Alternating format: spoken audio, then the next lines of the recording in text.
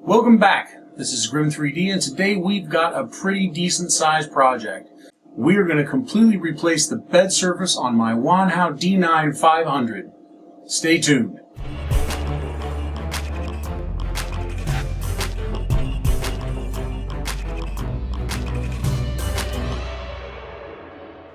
So here's my D9 500. It's sitting back in its little alcove right here. This is where it lives. What we're going to be doing is we're going to replace this flexible official Wanhao build plate. Now this build plate I thought would be really awesome. If you look back through my videos, there is a whole video on when I put this on here. But if you look at the end of that video, you'll see the biggest problem with this is this plate. So this part on this particular surface, this part is magnetic. It's one of those magnetic sheets. And you'd think it would work perfectly, but it came damaged, and I didn't return it because it was really hard to get in the first place. And if you look really carefully, you will see the problem right here. This build plate right in here is completely bent. It came from the factory bent. I tried to straighten it out as much as I could. I slapped it on there. I thought it would work. It does not work. Okay, if you look closely, you can see all these little bends in there. It's almost impossible to get this bed leveled and to get a decent print out of this, especially with the bigger prints. It just doesn't work.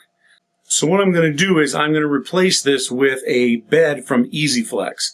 Now the difference with the bed from EasyFlex is that instead of having a metallic part down on the bottom, which this isn't spring steel or anything, this is just regular steel sheet, and it was bent like crazy.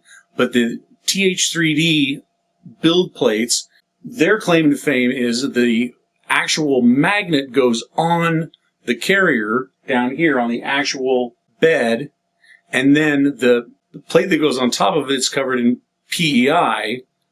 That actual plate, the removable part, is actual spring steel, which means that it can take a lot of bending before it actually gets a crease in it, like you see here. So they actually flipped the script. Instead of the metal on the bottom and then a flexible build plate on top, they put the magnet on the bottom, and then the flexible build plate is on top. That is spring steel covered in PEI. So that's what we're working on. Stay tuned. I'll probably just do some time lapse for you, and then we'll get on with it. Hopefully this won't be too long a video. First things first, I got to get this metal plate that's adhered to the bed. It needs to come off, and all of the adhesive that's left over needs to be removed. Okay, let's get to it.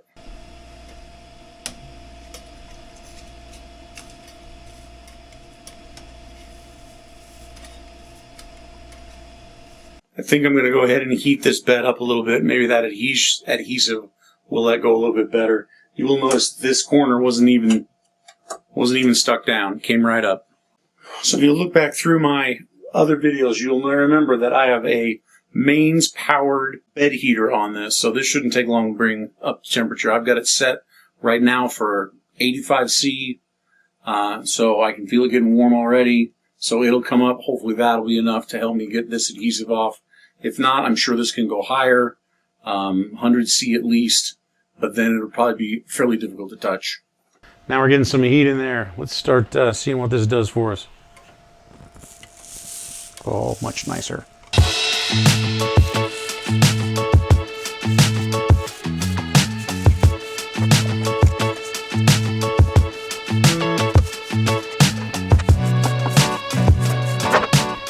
Well, with a little heat, that didn't take too long. So there it is, it's off. This is never going to be used again. It sucks to have to throw this away, but it really didn't work well, and I was not happy with it. And because of that, my Wanhao 500 has not actually been doing much work.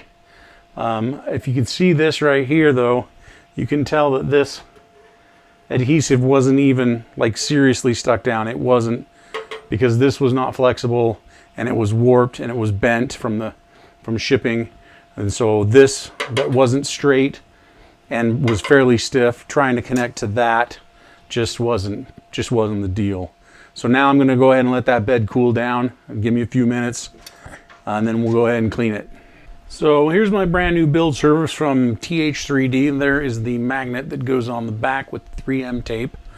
One of the problems that you will see with this is TH3D, even though they have one that's 500 millimeters, the actual D9's bed, if you can see around here like this and this right here, the actual D9's bed is 520 millimeters. So that is going to be an issue. I am going to try and get this as centered as possible and try to work out exactly where centered is to make sure that when I print, I still have my 500 millimeter capacity. So the first thing that I'm going to do is over here in the home corner, I'm going to home this machine and make sure that wherever this is, when I throw down the first part of my prime line and when I want to go straight up the y-axis with the print head, that it will print on the plate.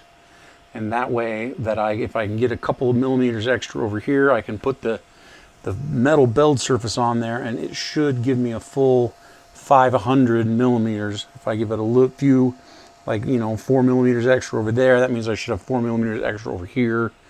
And I hope this works, because the type of build plate that I wanted, they don't actually make. I can't find anybody that's made it in 520 millimeters. If you know of anybody that's made this kind of thing in 520 millimeters, shoot me a comment, because I will absolutely rip this right off of here and go with a full-size one. It's just that I couldn't find one. I actually purchased this a while ago, so I really want something like this to work. So first thing I'm going to do now that this is cooled off is I'm going to go ahead and clean the bed a little bit with some Windex, and then I'm going to zero this machine and figure out exactly where it needs to be.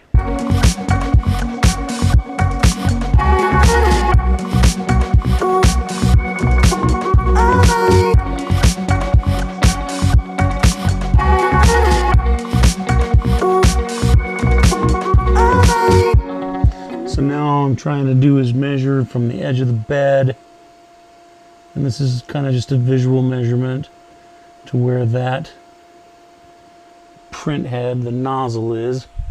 So that direction, it's about 8 millimeters. And then we'll do the same this direction. So Y, that's about 18 millimeters. So if I set that magnetic sheet in this direction, 4 millimeters, that should give me 4 millimeters extra. And then I'll set it in this direction, probably 10 millimeters. That ought to do it. Hopefully I don't lose too much of my build volume with that. So I'm going to go set my calipers here for 4 millimeters.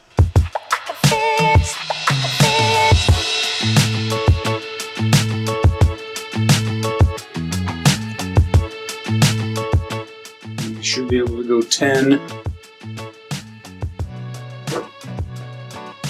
this direction.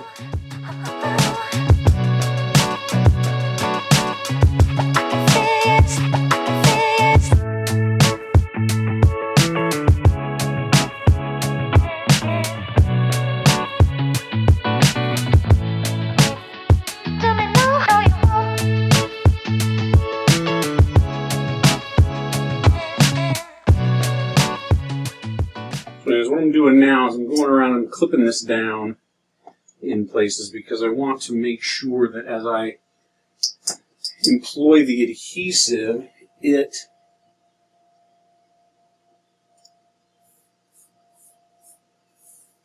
throws adhesive down. I can throw the adhesive down very evenly from one end to the other without moving anything and without creating any bubbles. So that's what I'm going to do. I've seen this done before. I've done this before. So I'm just going to lift this up, still clipped, nice and even, and I'm going to take this 3M adhesive backing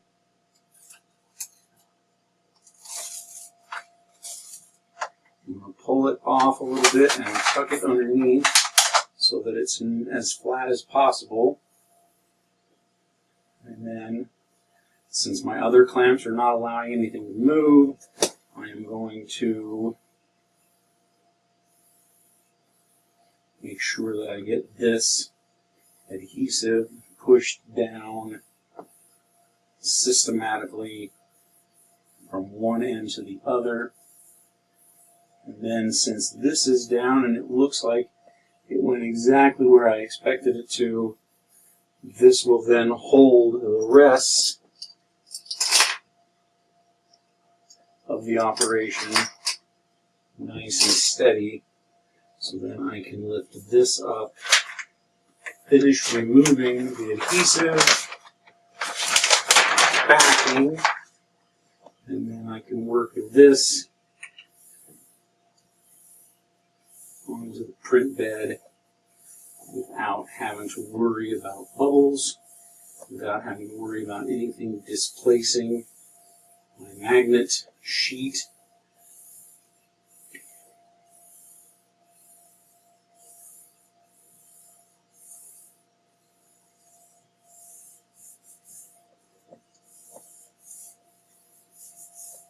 Hopefully what I'm doing here is worth it to you and worthwhile. Hopefully you'll take some time to subscribe to my channel.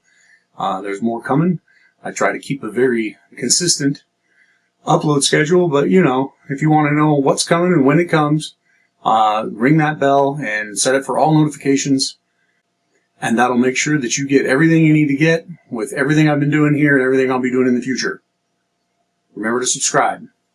Okay, now that that is on there, and it really does not look super fantastic, I'm going to run a real quick test with my build sheet here.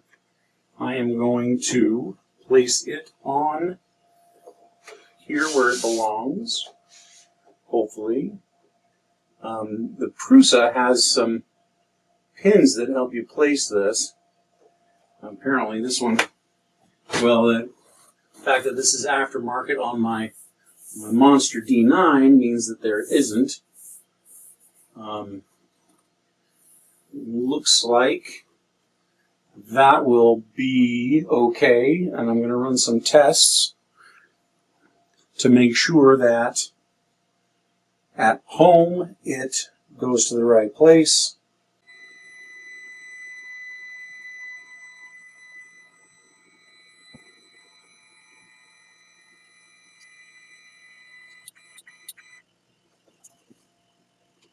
So it looked like I nailed it. It will easily be printing on the PEI sheet in the corner there, even when it runs its initial prime line. Now, as you notice in my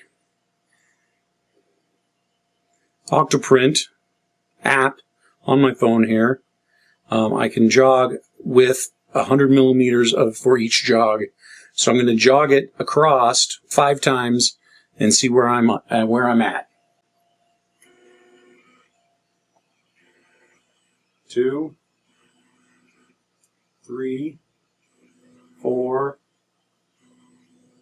5.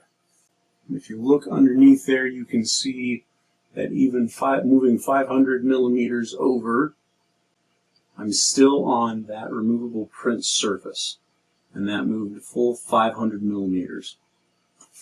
Now I'm going to go ahead and move it 500 millimeters back. 1, 200, 300, 400, 500. Now if we look under there, you will see I'm off of the print surface a little bit. Once again, if you know where I can replace this with a 520 millimeter by 520 millimeter print surface, I would really appreciate it. Hit me up in the comments. But right now it looks like, I don't know, let's move it a little bit and see how much it takes to get back on the bed. Let's try 10 millimeters. So that looks pretty good. If I were to call my build volume 500 in the X and 490 in the Y, I would be able to stay on that surface. The surface looks nice and flat. Looks can be deceiving, I know, but looks pretty clean. So that was the job I had for us today. Let me go ahead and home this again.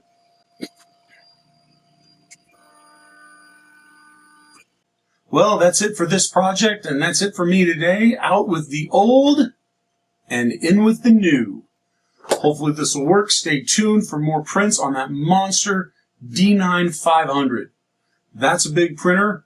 Remember, like and subscribe, and we'll see you out there.